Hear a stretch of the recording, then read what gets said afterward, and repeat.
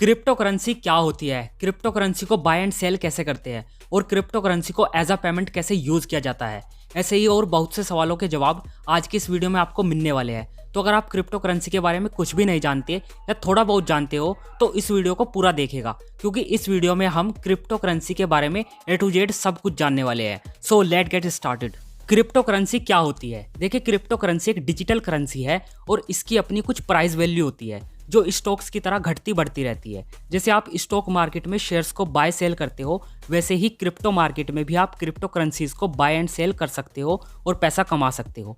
Crypto में आप trading और इन्वेस्टमेंट दोनों कर सकते हो और इनके कैंडलस्टिक चार्ट्स भी स्टॉक मार्केट चार्ट्स की तरह सिमिलर होते हैं। क्रिप्टो मार्केट में सबसे फेमस और सबसे बड़ी मार्केट कैप वाली क्रिप्टो करेंसी है बिटकॉइन, और बिटकॉइन की तरह ही कई हजारों क्रिप्टो करेंसीज अवेलेबल है मार्केट में जिन्हें आप खरीद या बेच सकते हो, जैसे Ethereum, Solana, Tron, Ripple, USDC, Dogecoin, Polygon etcetera.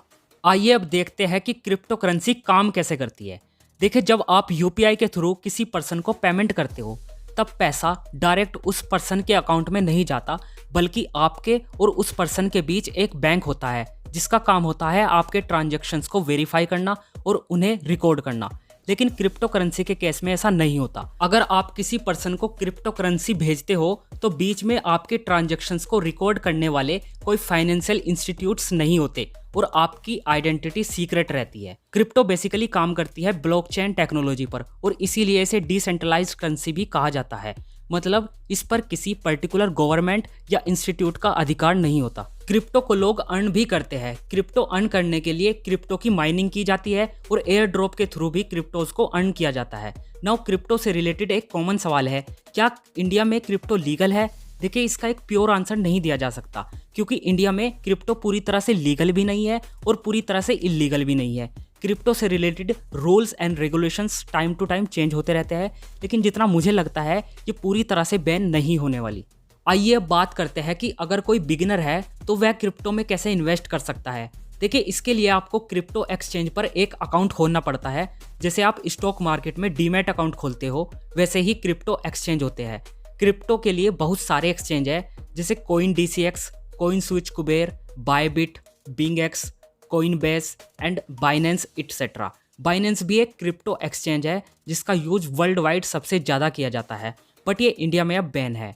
Account खोलने के लिए आपको आपके पैन कार्ड और आधार कार्ड से केवाईसी करनी पड़ती है। इसके बाद आप उस पर्टिकुलर एक्सचेंज पर बाय सेल या फिर क्रिप्टो का ट्रांजैक्शन कर सकते हो। क्रिप्टो एक्सचेंज की तरह क्रिप्टो वॉलेट्स भी होते हैं, लेकिन ये क्रिप्टोज को मोस्टली होल्ड करने के लिए यूज किए जाते हैं। क्रिप्टो वॉलेट में आप बाय सेल नहीं करते। बाय सेल करने के लिए क्रिप्टो एक्सचेंज बेटर ऑप्शन है। देखिए, क्रिप्टो को हम एक्सचेंज और वॉलेट दोनों में रख सकते हैं, लेकिन जब बात सिक्योरिटी की आती है तब वॉलेट ज़्यादा सेफ है, क्योंकि अगर एक्सचेंज बंद हो जाए तो हमारी क्रिप्टो लॉस्ट हो सकती है, लेकिन वॉलेट के केस में ऐसा नहीं होता। जनरली वॉलेट दो तरह के होते हैं, hot wallet and cold wallet. Hot wallet ऐसे वॉलेट होते हैं जिन्हें आप वेबसाइट या एप्लीकेशन के थ्रू क्रिएट कर सकते हो, जैसे MetaMask, trust wallet, Coinbase wallet etcetera. और इन्हें बनाना बहुत आसान है। बस आपको कोई भी एक वॉलेट ऐप प्ले स्टोर से डाउनलोड करना है और सिंपल क्रिएट करना है। यहाँ पर आपको 12 या 16 सीक्रेट फ्रेज या कहो सीक्रेट वर्ड्स मिलते हैं जो सीरीज वाइज होते हैं, और यही आपके वॉलेट की चाबी है। इन्हीं 12 वर्ड्स को सीरीज वाइज डालकर आप अपने वॉलेट में एंटर कर पाओगे, और अगर ये वर्ड्स खो जाए तो आपका वॉलेट हमेशा के लिए खो जाएगा। इसलिए इन सीक्रेट वर्ड्स को सीरीज वाइज नोट करके रखना जरूरी है। अब बात करते हैं कोल्ड वॉलेट की। देखिए, कोल्ड वॉलेट हार्डवेयर फॉर्म में होते हैं जिसमें आप क्रिप्टोज को रख सकते हो। ये वॉलेट काफ़ी एक्सपेंसिव होते हैं। आप इन्हें अपने पीसी में लगाकर क्रिप्टोज को एक्सेस कर सकते हो। इस टाइप के वॉलेट को हैक करना नेक्स्ट टू इम्पॉसिबल है। इसलिए जब करोड़ों रुपयों की क्रिप्टो की बात आए तब इन्हीं वॉलेट्स को ज़्यादा सेफ माना जाता है। अब देखिए, आप किसी क्रिप्टो को एक्सचेंज से वॉलेट में ट्रांसफ़र कर सकते हो, या वॉलेट से एक्सचेंज में ट्रांसफ़र कर सकते हो, या वॉलेट से किसी दूसरे वॉलेट में भी ट्रांसफ़र कर सकते हो। क्रिप्टो ट्रांसफ़र करते समय एड्रेस का यूज किया जाता है।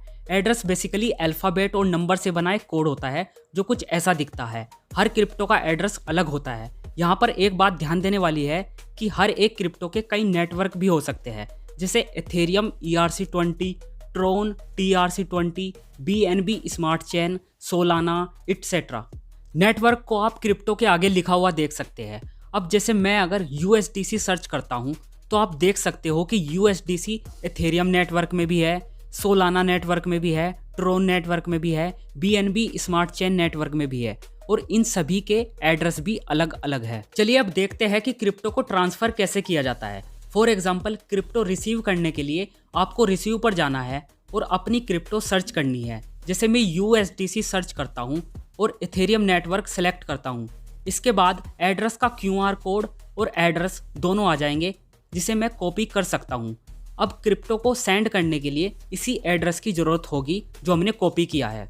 अब आप अपने दूसरे एक्सचेंज या वॉलेट में जाकर क्रिप्टो को सेंड कर सकते हो। क्रिप्टो सेंड करते समय आपको वही नेटवर्क सेलेक्ट करना होगा जिसका एड्रेस आपके पास है।